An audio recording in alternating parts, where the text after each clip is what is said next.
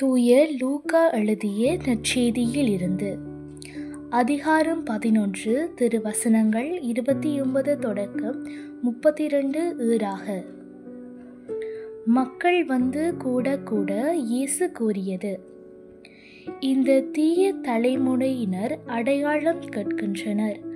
இவர்களுக்கு யோனாவின் அடையாளத்தை தவிர வேறு அடையாளம் எதுவும் கொடுக்கப்பட மாட்டாது.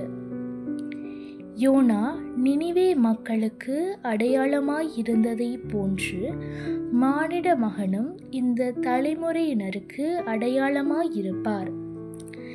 தீர்ப்பு நாளில் தென்னாட்டு அரசி இத்தலைமுறையினரோடு எழுந்து இவர்களை கண்டனம் செய்வார்.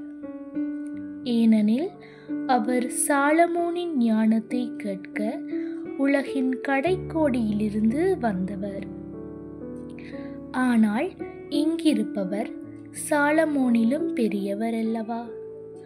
தீர்ப்பு நாளில் நினிவே மக்கள் இத்தலைமுறையினரோடு எழுந்து இவர்களை கண்டனம் செய்வார்கள்.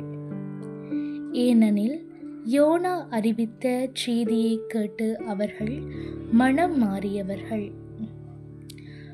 ஆனால் இங்கிருப்பவர் யோனாவை விட பெரியவர் அல்லவா? இது ஆண்டவர் வழங்கும் அருள்வாக்கு. கிறிஸ்துவே உமக்கு புகழ்.